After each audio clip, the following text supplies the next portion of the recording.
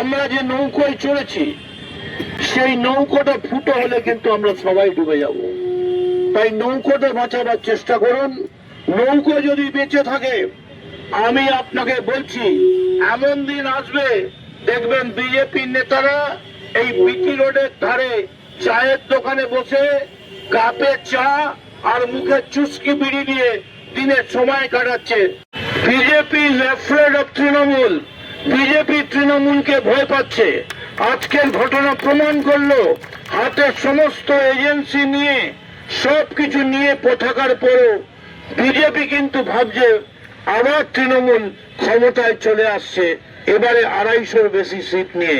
তাই যে কোনো ভাবে তৃণমূলকে আক্রমণ করো। এর আগে তৃণমূলের নেতাদের একজনের পর একজনের বদনাম দিয়ে তাদেরকে থ্রেট করার চেষ্টা করেছে।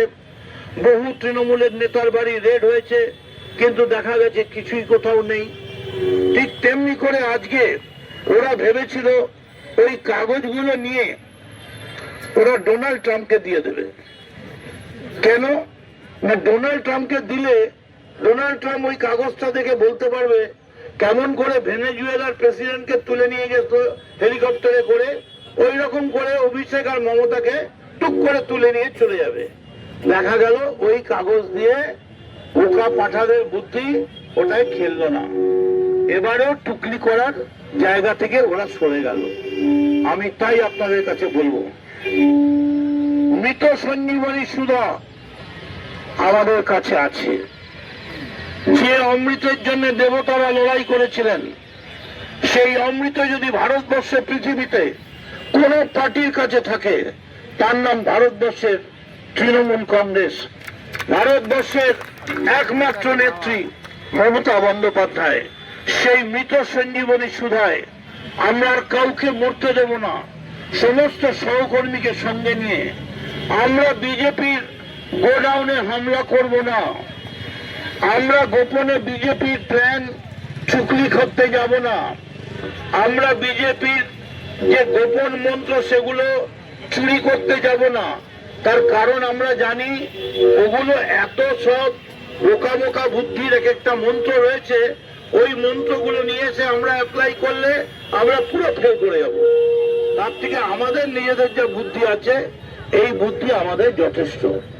আমি আপনাদের কামারহাটির তৃণমূল কংগ্রেস কর্মীদের আমি বলছি, আপনাদের কিচ্ছু করতে হবে না, আমাদের সঙ্গে সব আছে। শুধু একটা জিনিস আপনারা মনে রাখুন, এখানে আমরা যত লোক আছি আর এর অন্তত 1 লক্ষ গুণ মানুষ আমাদের সঙ্গে বাইরে রয়েছে। আমরা যে নৌকোয় চলেছি সেই নৌকোটা ফুটো হলে কিন্তু আমরা সবাই ডুবে যাব। তাই নৌকোটা বাঁচাবার চেষ্টা করুন। নৌকো যদি বেঁচে থাকে, আমি আপনাকে বলছি এমন দিন আসবে দেখবেন বিজেপির নেতারা এই বিটি রোডের ধারে চায়ের দোকানে বসে কাপে চা আর মুখে চুস্কি বিড়ি নিয়ে দিনের সময় কাটাচ্ছে।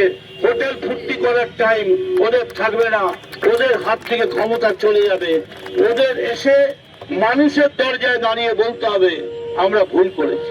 আমরা দুর্গা পুজো করি হয় না মানুষকে সঙ্গে নিয়ে, কারণ মানুষ এখন চুপ করে আছে।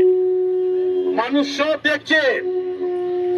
তোমার বাবার ডেথ সার্টিফিকেট নিয়েছো, তোমার দাদু কোথায় জন্মেছিলেন তার সার্টিফিকেট নিয়েছো।